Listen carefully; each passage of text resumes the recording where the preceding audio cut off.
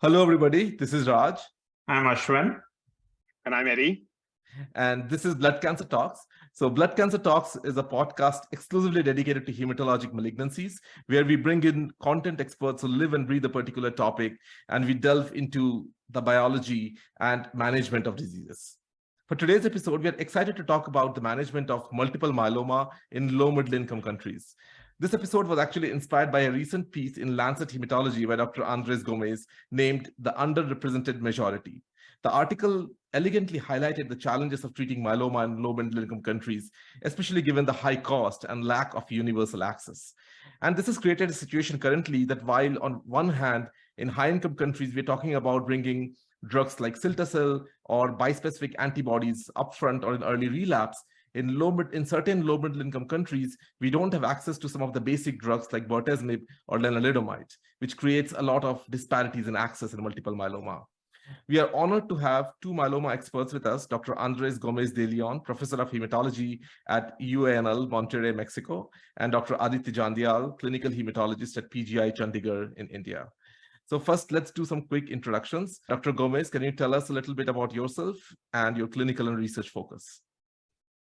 Hey Raj and Ashwin, and nice for you to have me. I'm very honored to be here. Thank you for the invitation. And first, I'd like to clarify for your audience that I'm by no means a myeloma expert. So I would like to make that disclaimer. I do treat a lot of patients with multiple myeloma, though, both in my two jobs. I have one job, an academic job in a university hospital here in my city, Monterrey, which is a city in the northeastern part of Mexico, close to the US border. It's an industrial city, it's the third largest city in Monterrey. So we have a lot of patients in Mexico. We have a lot of patients here. And I also treat patients in a private clinic. So I have the fortune of being a physician in two different worlds. So that was the perspective of the paper you alluded to. Thank you. We're glad to have you, Andres. And Dr. Jandial, can you tell us a little bit about yourself and your clinical and research focus? Hello, everyone. Thank you for having me on this podcast. I'm working as a clinical hematologist at PGI Chandigarh, and it is one of the largest tertiary care centers in northern India. And I completed my clinical hematology training in 2019. And since then, I am working at this institute as a senior research associate, a kind of ad hoc junior faculty position. And in clinic, I see patients with benign and malignant heme disorders, the adult patients with these disorders, and my research focus is plasma cell dyscrasias, mainly myeloma and amyloidosis. Sounds good. For this episode today, we will go over a case, and then as we go along in the case, we will discuss the diagnostic workup and management along the entire disease course of multiple myeloma, with input from both of you as to how the treatment and practice patterns are in Mexico and India. Let's start with the case. So let's say we have a 52-year-old male in our clinic with a suspected newly diagnosed multiple myeloma, presenting with edema, with multiple lytic lesions, along with a pathologic fracture of the femur, and has been referred to a hematologist for a high suspicion of multiple myeloma, although the remaining diagnostic workup has not been performed yet. So with that background, what diagnostic workup would you typically perform at this point when you see a newly diagnosed patient in your clinic? Andres? So this patient that has a pretty clear picture of active myeloma. So I guess we would start to look for the clone. And we usually do a bone marrow aspirate, some flow cytometry studies. We don't really do bone marrow biopsy for all myeloma patients, which can maybe be considered a little controversial. So with that in mind, we usually do have access to conventional electrophoresis testing, immunofixation, light chain analysis. I'm fortunate to work in a place where the lab does its own testing, but most of the other centers have to do it as a send out. And a lot of people still send out to the US. So it's a big issue because you have a long turnaround time with the traveling of the sample across borders. And then a patient with active myeloma can go undiagnosed for quite a while before you get those results back. So that's why it's important to work with fostering your own lab techniques and so on. We don't have mass spec, but we do have pretty good flow and pretty good immunofixation and light chain analysis. Sounds good. Andres, do you guys do CD138 selected FISH testing at baseline for all patients with myeloma? That's a great question. We are starting recently to do that, but we have not done that for quite a long time, even though we do have pretty good flow and fish testing. And the issue is that there was not a lot of practical implications in the management of patients, right?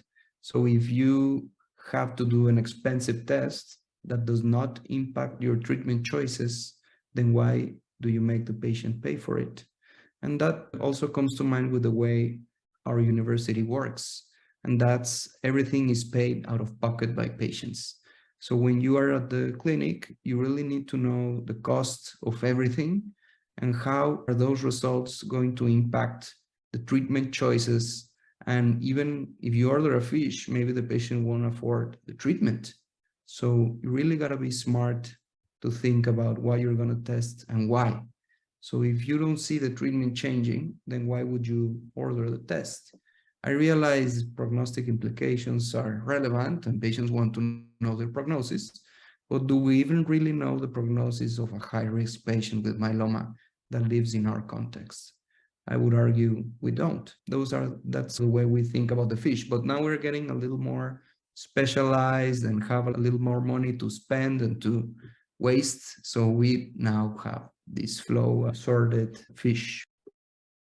Sounds good. Aditya, how about in India? Is CD138 selected fish, like in what percentage of patients undergo that at diagnosis? As I said, I'm working in a tertiary care research institute. So on an average, we are seeing around 50 to 70 new myeloma patients every year. Okay, till 2018, I would say we were not having this facility of interface fish in-house. But after that, we are doing it on majority of our patients. And I would like to add that recently, some of the centers in India are actually doing sequential testing with the help of probes in the context of interface fish. Like after CD138 enrichment, they are putting probes for 17P and IGH break apart. And if IGH break apart is positive, then maybe looking for translocation 1114 or other translocations in a sequential manner. So that is one strategy that some of the labs in India are sorting to, just to save resources. I'm not a pathologist, so I might not be able to like delve more into the detail of this. But yeah, at baseline, because ours is a public hospital, so the investigations are available at a subsidized rate. So wherever feasible at baseline, we try to get this information for most of our patients. Sounds good. Does that mean that how subsidized, what proportion, say, I don't know, for an initial myeloma diagnostic workup, is that a big expense to the patients? Are you similarly selective to Andrés about which tests you order because you're worried about bankrupting the patient, for example? Yeah, just to give you a context. So the myeloma fish panel in our institute costs around $80, less than that, I would say.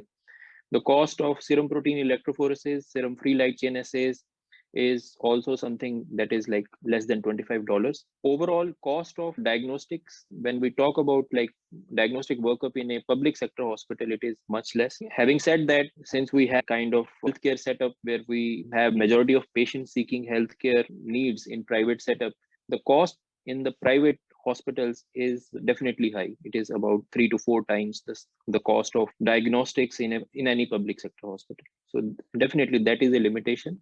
And that is one of the reasons why when we see patients referred to our center from other private centers or patients who have received some therapy prior to coming to our hospitals, they might not be having this myeloma fish done at baseline. I agree with Dr. Andre to some extent that in LMICs, in many patients, actually the treatment decision making may not be something that one approach fits all.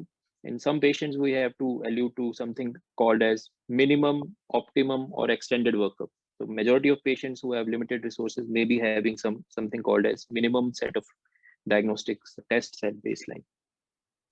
And in terms of access to the public hospital, does everyone have access to kind of those subsidized options, or is it only some people have access? In India, I would say the specialized hematology departments are available in a limited number of public sector hospitals. So like our hospital is located in northern part of India, and it caters to a large population, I would say around 5 to 6 states. And we see around 45 to 50,000 patients every day. I'm talking about all hematology patients. So we see patients who are traveling 200 to 300 kilometers overnight to reach 5 a.m.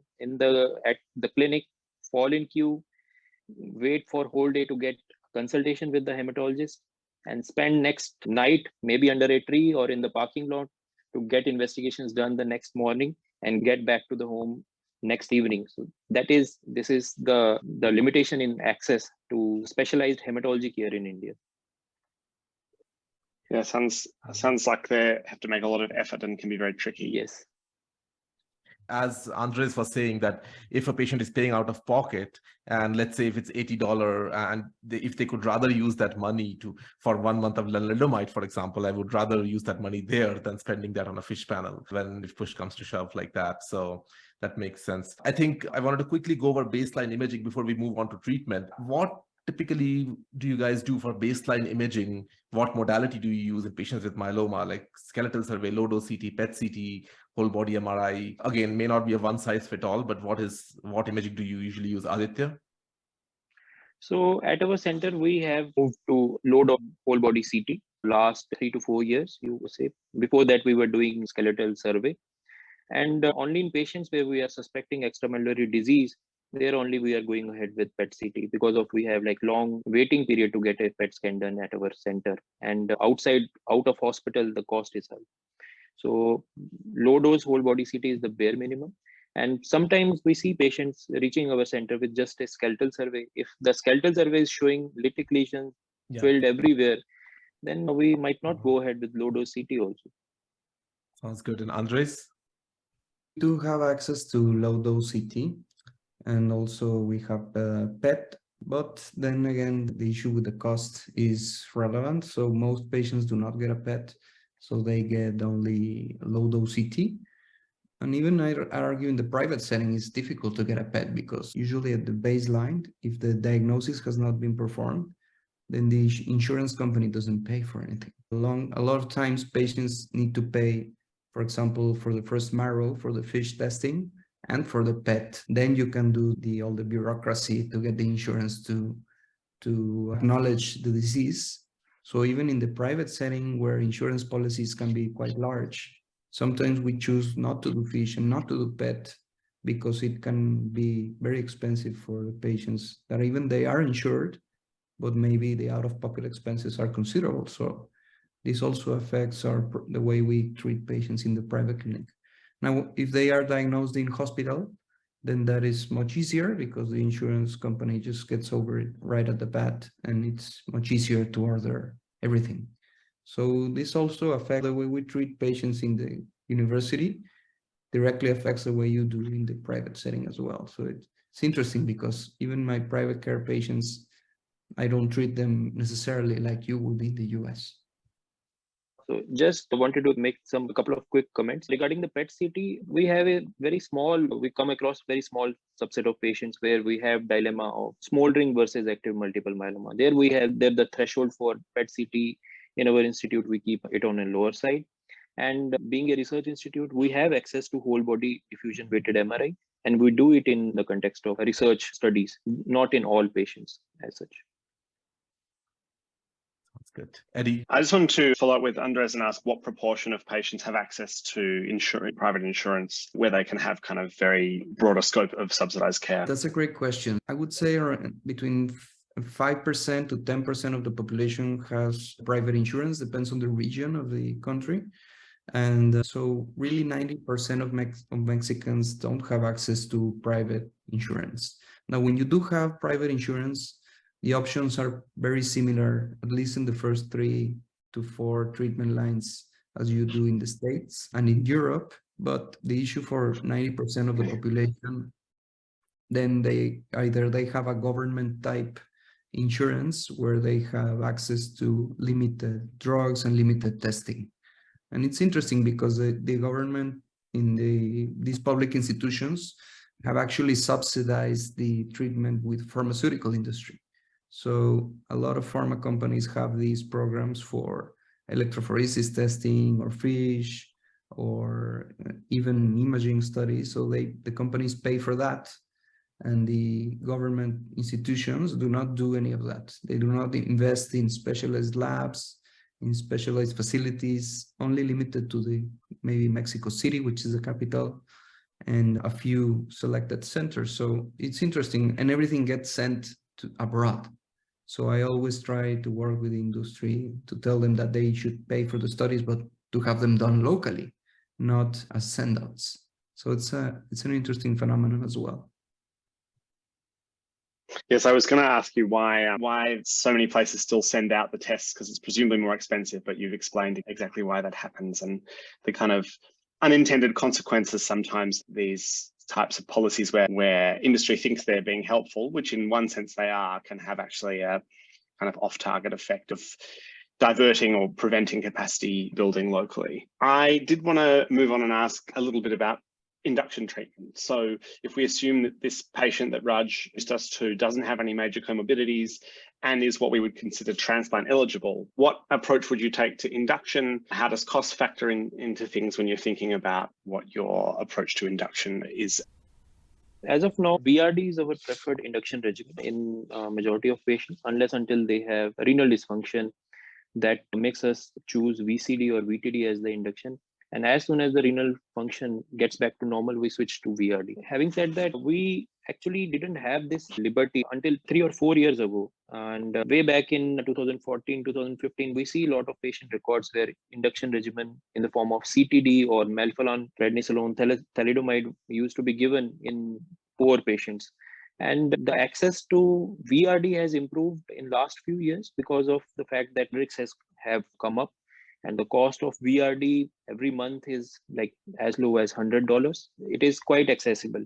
And I would just briefly touch upon the pharmacoeconomics of treatment of myeloma in India. And if I talk about it, your patients spend money out of their pocket for treatment, close to 60%. 10 to 15% patients have access to private insurance. And the remaining 15 to 20% used to have funding from state and federal governments. So recently, one of the government-funded health scheme called Ayushman Bharat has come up, and it provides treatment expenses up to $6,000 per family per year. So that many of our patients in last 2-3 years are getting medications through this scheme. So that is helping them a lot. So we are not facing so much problem as far as VRD induction is concerned in the upfront treatment of newly diagnosed multiple myeloma. Thanks. How about you, Andrés? In the public setting, we, similarly to Aditya, we have historically used a lot of CTD, so cyclophosphamide, thalidomide, dex. And for a few years now, we have access to proteasome inhibitors. So we've just replaced the cyclophosphamide for bortezomib and use VTD as our first line regimen, as our first alternative. And then that gets tricky on the later treatment lines, which we can discuss later. But I think this mirrors what we see around the country. So in fact, in most places, they don't have access to PIs in the first line. Even in the largest insurance government type coverage, they still don't use bortezomib as a first line treatment. It's a big problem. Some types of insurance can have different coverages, but overall, if you have myeloma and are diagnosed in Mexico, you won't receive what is considered a first-line treatment in the reviews and guidelines published by the US or European investigators. And that's it's an uncomfortable feeling because we all read the same papers. So it doesn't matter if I'm in Mexico, I read the same things you do. So I follow the same people on Twitter as you do, and I read this, go to ASH, and I go to all the same conferences. But it's discouraging to see all these things that are happening in the first line treatment and not being able to access it. And that being the reality for most humans that are alive, makes me wonder whether that is really the standard treatment. Can we really call it that? Or should it be called a different thing? It's, just semantics, but being practical and maybe mindful of the realities of the world. How should guidelines and reviews be written? We recently did a review of who are the editors of hematology journals. The top index journals in the JCR, the Journal of Citation Reports. And these are all journals from high-income countries.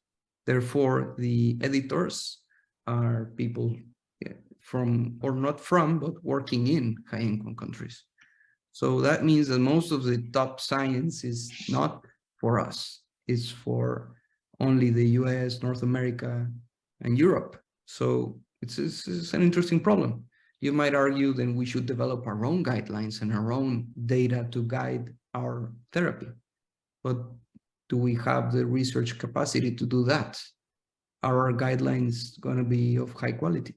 So these are the kind of things I think about when I'm taking a shower or running or talking to you guys. That's a great point, Andres. And as you've been in many review articles lately, even dara-VRD, for example, is considered to be the new standard of care. But daratumumab is extremely expensive and the access is very limited, even in relapsed refractory setting, let alone in newly diagnosed setting.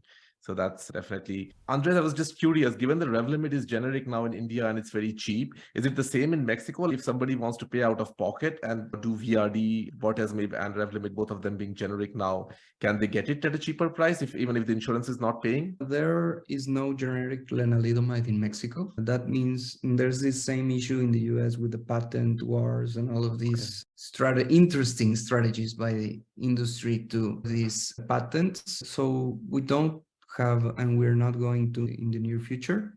And there, you can import drugs for a specific patient. It's not illegal, but you need to ask permission for the National Regulatory Authority. And in fact, I have imported lenalidomide from India for a patient that cannot afford Mexican Revlimid.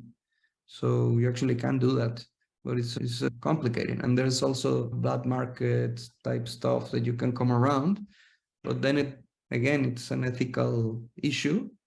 If your patient is dying and you don't have any other options, and there from a magical place, this box of lenalidomide from India suddenly appears, what are you going to do? Are you going to be rigid and say, I don't know where this medicine is coming from, so you shouldn't take it? Or are you going to risk it, and then the patient will have also share some of the responsibility and maybe get better with this drug, regardless of if it's coming from a kosher pathway? Sounds good.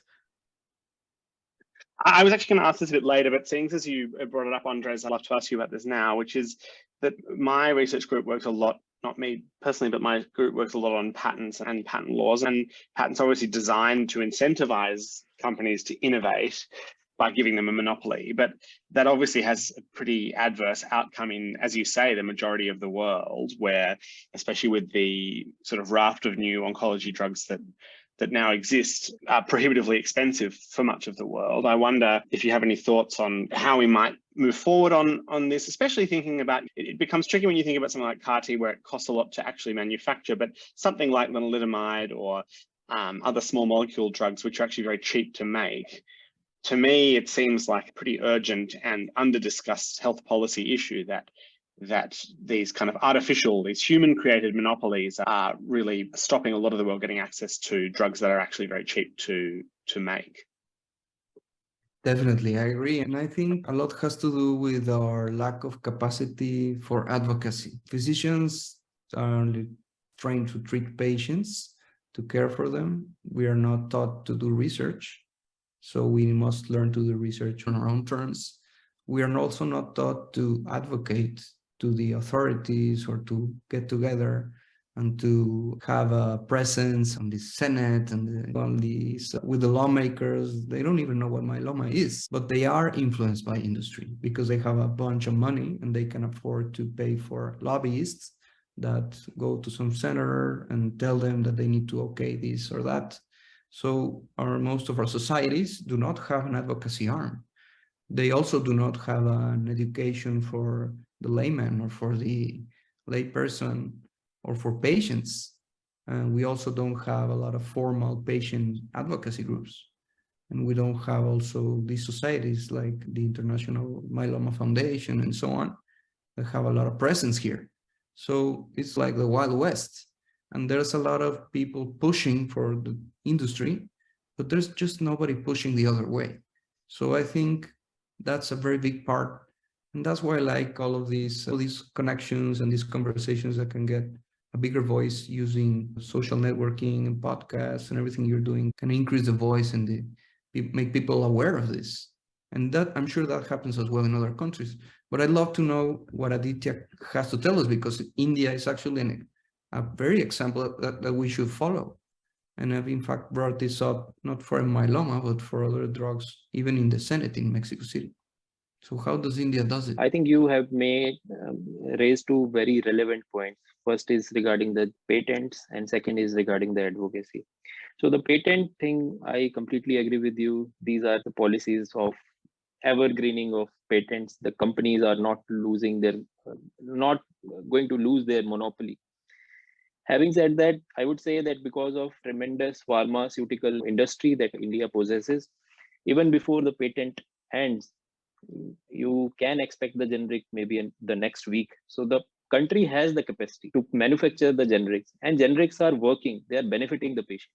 So I think the next thing that Andre has raised is very important, the advocacy part of any patient group, whether it is from the societies, whether it is from the patient groups. I will just cite one example. So India is a 3 trillion economy, $3 trillion. So the health allocated, the GDP that is allocated for the health is 2%. And out of the funds which are allocated for healthcare expenditure, there is a particular, the allocation is for the hemophilia patients. It's an interesting story in India. And it is because of the advocacy.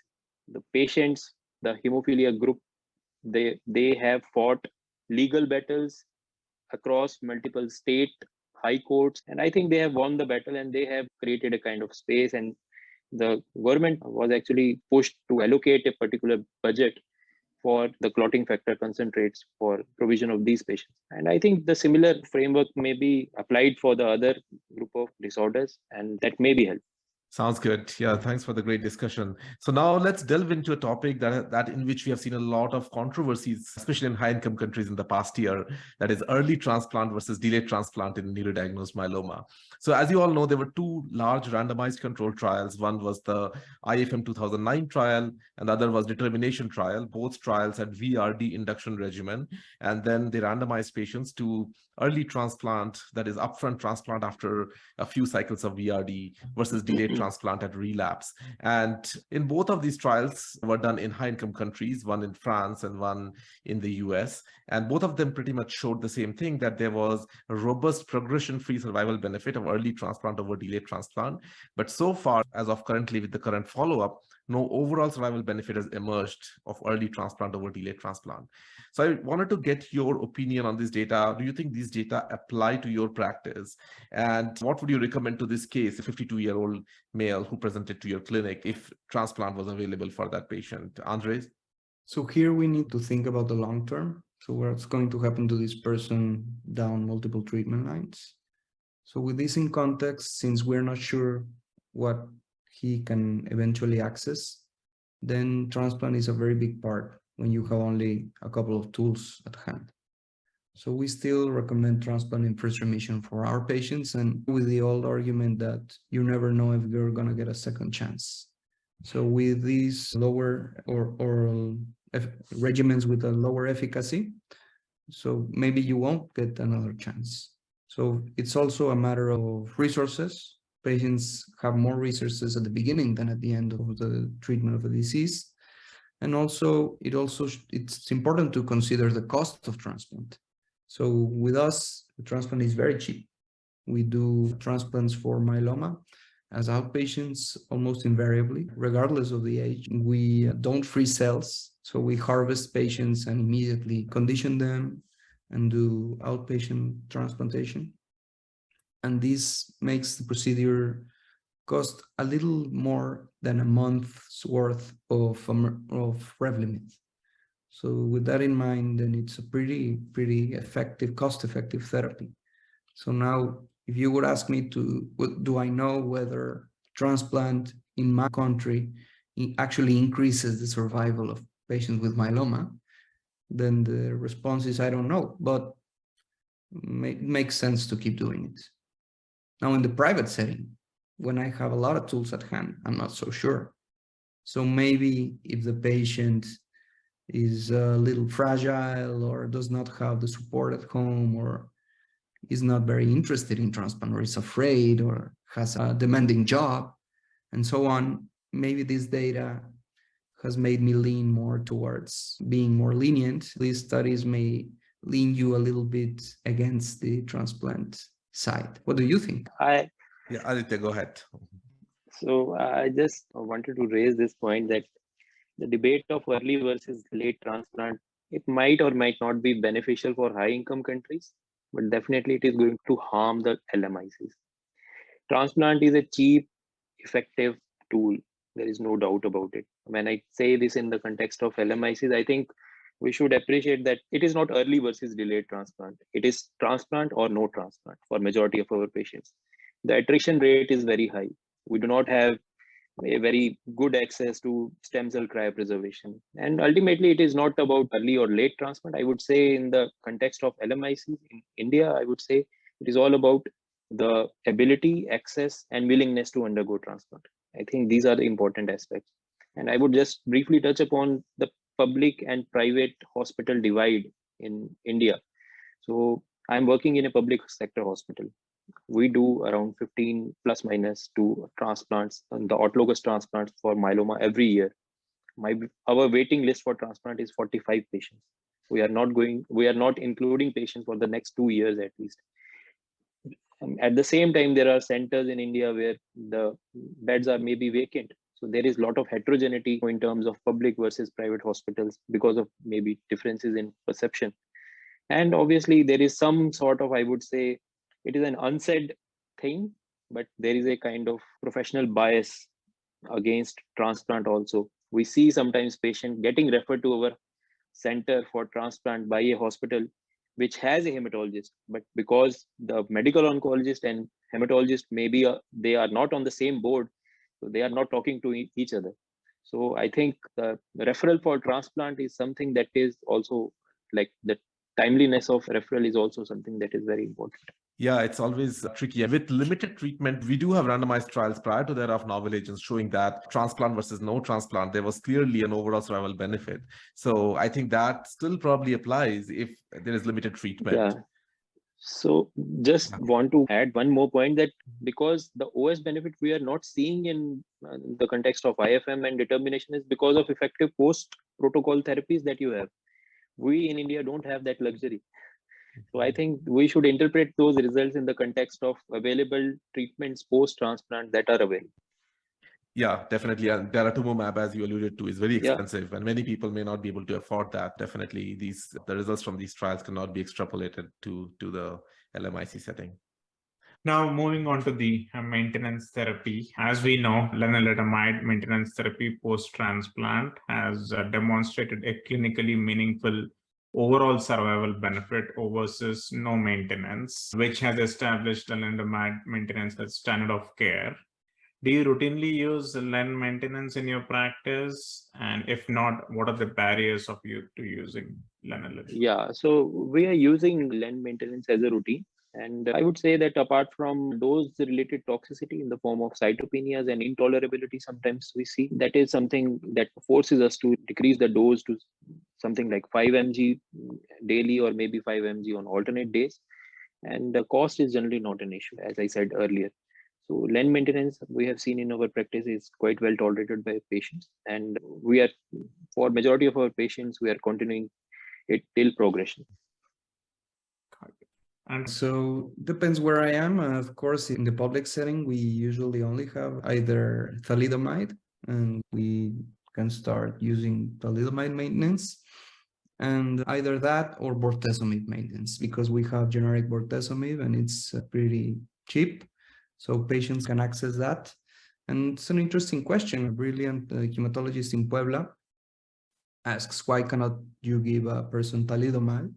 And then when neuropathy ensues, you can switch to lenalidomide. Probably that wouldn't make a dent in the efficacy of the drug. And you can save a lot of money doing that. and maybe it's less financially toxic. So can the patient be better off if you do that? And the other interesting finding you see when you give maintenance, that is something I've seen in the private setting, that sometimes lenalidomide is not so well tolerated, right? You get these rashes or diarrhea, or patients feel sick, and the patient is in CR, and I say that it's a happy moment in the treatment of a patient when you need to stop a drug, because they will be treatment free and in remission. And even if we know that they maybe have an increased likelihood of progression, they are so happy to be off meds, and just maybe the only moment after diagnosis that they are free from you and from the medications, that is most often a happy moment and not a sad one. What is your experience? Yeah, I totally agree. After transplant in myeloma, unfortunately, we cannot give them a treatment-free remission. They are always on some treatment. Although Revlimid maintenance, Revlimid being a pill, it's not that bad, but still, as you said, some patients have terrible side effects, including fatigue, diarrhea, rash, and we have to dose reduce. And yeah, so overall in the US, what we typically do, although there is not robust data, but many of us are doing what I do in my practice. I check MRD once a year, and if there are two MRD negative, two consequent MRD negative, then I discuss with the patient holding it. So basically everybody is on Revlimid at least for 2 to 3 years. And after that, if there has been two consequent MRD negative, then I discuss with the patient that to hold Revlimid and watch closely the myeloma markers. Although there is no randomized trial showing that approach is perfectly safe, but there are some single arm trials now that's coming out, like the MRD2 stop trial that was presented at ASH this year. Yeah. So just wanted to add a point that in our setting, I agree with you, Raj, that we are also giving lenalidomide at least for 2-3 years. And in patients who are willing to discontinue, we also do bone marrow examination and MRD before discontinuation. But I'm fortunate that I'm working in a public sector research institute, but the same practice is not something that is like very uniformly followed elsewhere. So in my conversation with my colleagues working elsewhere in India, so MRD is not something that people are doing routinely in clinical practice. It is something that is mostly limited to research institutes, academic centers in India. Sounds good. All right, then we'll move on to early relapse. So now let's say this patient was in remission for roughly about 5 years post-transplant. And then at that point, is starting to relapse biochemically. There is no CRAB symptoms yet, but the patient does meet, let's say, the IMWG criteria for progression, that is M-spike, more than 0.5 rise in M-spike. And so basically at this point, the question is that, will you start treatment just yet, or will you wait and still closely monitor the patient to wait for CRAB symptoms to occur or a rapid biochemical progression to occur? And in case you were to start treatment, what regimens do you typically pick at first relapse? Andres? So usually if there's no CRAB symptoms and the serologic progression is not too fast, then we can monitor the patients for a while. And if there's a concern or a high risk, as it's been defined, then we do pursue treatment even if there's no CRAB yet. So then we have very few options to consider. And if it's an early relapse, you're probably not going to get a lot with the same regimen you received previously. So then what do you have in your toolkit? So if the resources are really limited, you're probably just ending up with more DEX. You have more thalidomide, you have cyclophosphamide, you have more bortezomib, and that's pretty much it. Maybe you can put in there melphalan, prednisone, and you don't get any more than that. So if you have some more access, maybe you can consider maybe pomalidomide or generic pomalidomide from India, or lenalidomide, and then maybe carfilzomib.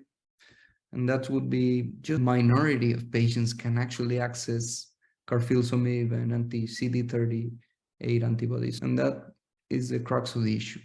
Patients with myeloma here have a poor survival because they don't have access to these expensive therapies. And we've actually shown in a paper published in Cancer by Dr. Lustarin that I can send you, that you can see how much a patient with access to resources lives more than a patient just across the river in the same state that does not have access. In that time, it was more about proteasome inhibitors, but we're going to update that in the era of monoclonal antibodies. And we're probably going to see a worse difference because over here, it's like 1999, right? We still have, time does not pass. We're stuck at the same place. So this is a very difficult issue. In the private setting, we are leaning towards monoclonal antibodies as a first option after relapse, and even carfilzomib if the patient is fit and is young, DARA, KRD, maybe, if they did not receive lenalidomide at the first time. So that would be our choice. So in the private setting, you are able to use like an anti-CD38 monoclonal antibody-based triplets like we would be using in the US. So you are able to access that. Okay. Definitely. We even have some Griffin patients, though that maybe is a discussion for another day, but we have a lot of CD antibodies and we have isatuximab and daratumumab here available. Sounds good. And in the public setting, do you ever use some of the older regimens at relapse? VAD, for example, vincristine, adriamycin, and dexamethasone? No, we don't really use a lot of chemotherapy in the relapse setting, VAD and this and doxorubicin and so on. Not even bendamustine is unusual that we use it. We do some allos though. Then we are believers in this critical setting of allotransplant in myeloma. And the other issue is the age of patients. The age pyramid is very different in Mexico than in the US. I have a lot of patients with myeloma in their 40s. Now, when you have 2 treatment lines in your pocket, why do not consider allotransplant for a patient that is in remission? I think when you have a lot of tools, you are likely to forget about allotransplant, but there are some interesting long-term follow-up papers that show that with the survivorship bias and so on, that they don't do as poorly. So we still consider allotransplants. And now with the haplodonors, then you can put an allodonor almost for everybody. So now we are bringing back allotransplants for myeloma until we can get a hold of some academic CAR-Ts or maybe do both if we're getting crazy. Sounds good. Yeah, it would be great to see the data since you guys are doing allos in this setting in young patients with early relapse. It would be great to see long-term data. So Aditya, would you treat this patient who is relapsing biochemically? I remember when you were in the US in clinic, we had some discussion like this one time that a patient was relapsing biochemically slowly and we were going to start treatment. And you had mentioned that in India, typically you would wait until CRAP symptoms. What do you think about this case? So generally we make decision on the basis of kinetics of this M-band and SFLC. If we have like rapid increase in M-band, maybe like doubling in 1 or 2 months, we generally repeat investigations after 1 month if we are not sure about our next plan. And definitely in some patients, actually, we have seen some of the patients having an MGUS-like state where small component of M-band actually persists or like reappears after achievement of stringent CR. And otherwise the patient is doing fine. We have patients where we have done bone marrow and MRD is still negative, but the patient's serum protein electrophoresis sometimes shows doubtful M-band. Having said that, definitely in any patient where the M-band is increasing rapidly, doubling on the next visit, SFLC is abnormal. Definitely in those patients, especially those who have high risk cytogenetics at baseline, will not wait for CRAB features. We'll do bone marrow examination. And as Andrés said, we have like availability of pomalidomide, carfilzomib, and in this patient who is progressing on LEN, I would be keen on using actually bortezomib pom-dex as one of the options because bortezomib was used 5 years ago in this patient. And we know that in patients with the relapsed myeloma, sometimes they do respond to the initial lines of therapy. And regarding the daratumumab, I think a very small proportion of our patients that we see in our practice have access to DARA. And it costs somewhere around 30 to 35,000 US dollars, the DARA-based regimens. And although we do come across patients in our practice who travel business class to MSKCC to get DARA every 6 weeks, apart from patients traveling like from 200 kilometers in public transport to get just VTD or VR. That's good. So you will use like PVD is a good regimen. It's not that expensive. So that would be a reasonable regimen. Yeah. And if the patient can afford, only then anti-CD38 monoclonal antibody, given that is very expensive. Maybe do you think in India, you guys will have access to like DARA biosimilar or something like that soon, which will be cheaper? I think the patent for DARA is still there to stay for a few more years, but I'm sure the day it lasts, you will have generic DARA next week or maybe a month, because obviously the same thing happened with the rituximab. The cost of rituximab at one time when it was launched in India, it was like enormous.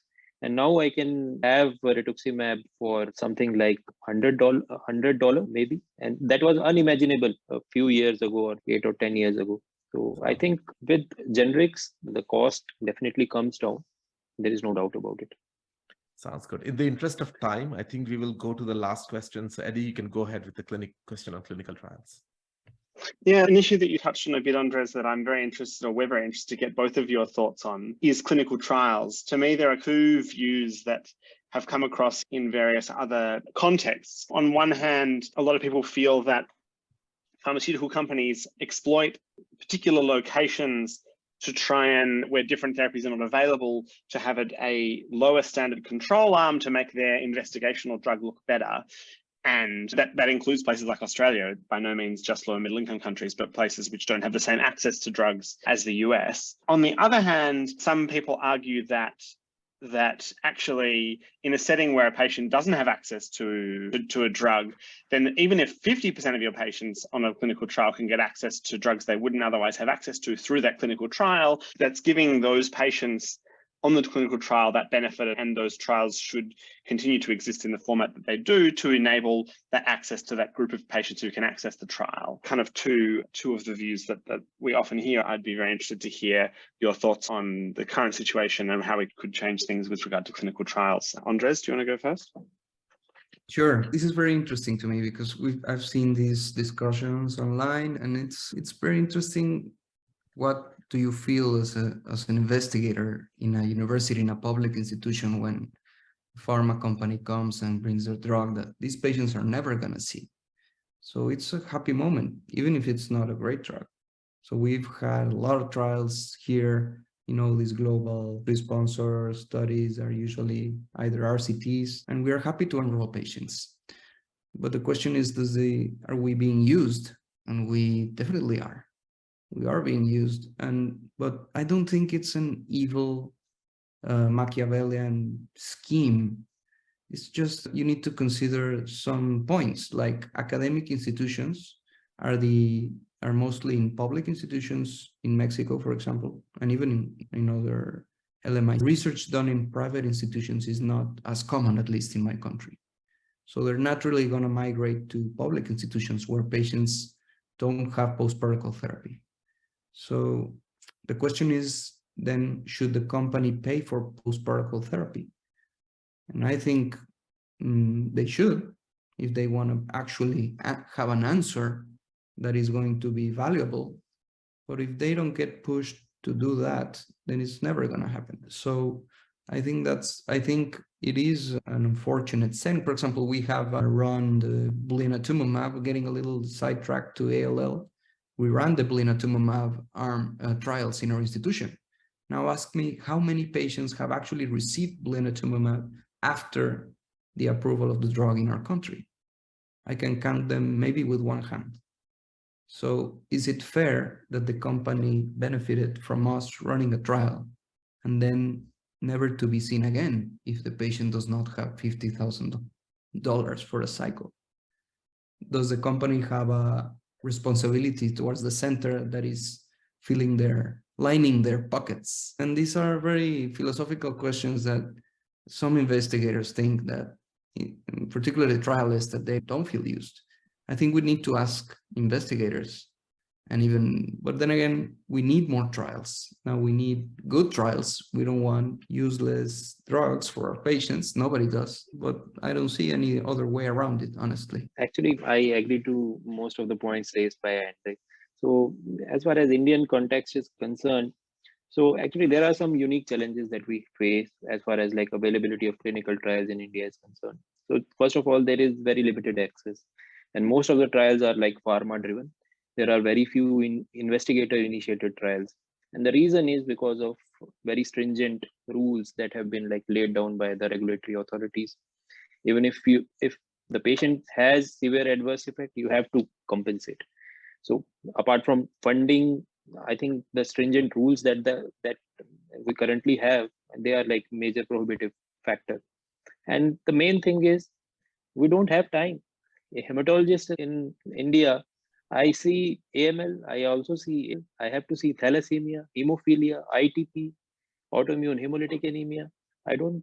Hematologists in India I don't think we have dedicated time to do focused research in the form of clinical trials. And on top of that, we do not have infrastructure basically to conduct phase 1 or phase 2 trials. I was fortunate to visit Cleveland Clinic and meet Raj and Ashwin there. And I was actually very impressed to see actually the amount of workforce that you need to run trials. I shadowed Dr. Majhel there, and I could realize that you need number of people. You need a full team to actually do trials. And just like to conclude, I would say that there is a brighter side to it also. In India, I think India is one of the few countries where you will see VPD versus VRD trial in the frontline setting. Okay, I don't think US will be able to do that because Pomalyst and Revlimid are being made by the same company. And I will not be surprised in future if we have DARA RD versus VRD trial from India. So I think that kind of freedom is also something that may be like witnessed in our setting. But as a whole, this is an unmet need, definitely. And we need more infrastructure, more manpower, more time, more trained hematologists to do that. Great points. And I think coming back to one of the points that Andres made, that regarding post-protocol therapy, I think when a company is running a trial, like for example, let's say a daratumumab in frontline, and if they're running in a public institution in Mexico, for example, where patients don't have access to daratumumab, they must provide daratumumab and at first relapse in the control arm. I think that should be definitely mandated. But the thing is, who is going to mandate it, right? So either in the design phase, like FDA should maybe make them accountable or hold them to providing it. Otherwise, that's the question, that who is going to force their hands into providing. I love what Aditya said about the research capacity in LMICs and the issue that who can force them. Maybe the local investigators and the regulators can do it, but they won't do it because they don't know what post-protocol therapy or its relevance is to the design of the trial. So we need more education and no protected time. We're not paid to do research. There are no stimulus. You don't have a team. You're alone. So there's these systemic barriers for physicians in LMICs that limit them from improving their own realities. So that's going to be very difficult to overcome. How can you resolve? You need to change the thought of administrators and the government, and this is very difficult to do. And are they going to invest in you? So they don't even know what a data manager is, what a grant is, what's it for. So these are very difficult barriers to overcome. And on the other hand, there's you guys, right? There's these experts that have all the money in the world, in the leading institutions in the country, that can help us, right? So now that you've heard this, you cannot. Not an expert by any means. Right. So there's a lot we can do now. I'm very hopeful for the future because never have I imagined that I'd be in a podcast with people from all around the world communicating and talking to each other, and how much we can achieve together. And we've talked about this. Raj, you recently sent me a paper on alternate day pomalidomide. These are the type of studies, as Aditya said, that we can do here, and we can learn a lot. Now with bispecific antibodies that are coming, we are definitely going to study lower doses and alternate schedules, because the reality is that pharma companies do not know what the minimum effective dose of their drugs is. They have no idea. They just have the marketed drug that is okayed by the regulators. So we can study, and it's ethical. The issue is that here the average hematologist wants to imitate what is going on in high-income countries because that is the quote-unquote standard. So they don't know, they need to be educated into having a different mindset and to change the strategy according to their own reality and studying it. So I think that's what I would maybe insist on. And education is a big part of it, and that needs to come from experts like you. Yeah, on that point, Andres, there was a great trial just out in JCO actually by Vijay Patil et al. Looking at low-dose PD-1 inhibitor in head and neck cancer that found that about 1/20th of the dose was still very effective in that setting. And so I have definitely been thinking about that with regard to bispecifics. Could it be that you could get one vial and share it between a few people, and maybe they wouldn't get so much T-cell exhaustion as a nice side effect of using a lower dose? So I think that point around the dosing paradigm and how clinical trials, early phase clinical trials are set up to find doses is really from an era of cytotoxic chemotherapy rather than immunotherapy. So that is, a great opportunity, I think, moving forward. Sounds good. Any last thoughts? I think you were going to say something. Just last comment. I have heard Dr. Vincent Rajkumar and Dr. Shaji Kumar sharing their experience while conducting BRD versus the KRD trial. And they always emphasize the role of cooperative groups in conducting those kind of trials. And I think the way ahead, one of the important things that the myeloma experts in India are doing, they are coming on board. So we have this Indian Myeloma Academic Group, and which is headed by Professor Pankaj Malhotra. He's my mentor and guide also. And we have another platform called Hematology Cancer Consortium. So I think we need more kind of collaborations within the country and with our colleagues in high income countries also, so that we can do meaningful research and make our own resource adjusted guidelines. Yeah, and also most importantly, research that is relevant to, for example, minimal effective dose of bispecifics or this alternate schedule that will save cost, that is very relevant to LMICs, for example. All right. Thank you, everybody, for joining us and for your time. And it was great to have people from all across, from Australia, India, Mexico, and US in the same call. It was a great experience. And I'm sure our audience will love it. We learned a lot from you guys. And hopefully we'll bring you guys back again to talk about other hematologic malignancies and treatment in low middle income countries. Thank you. Great. Thank you. Thanks a lot for having me. Thank you. It's a great experience. Thank you. Thank you.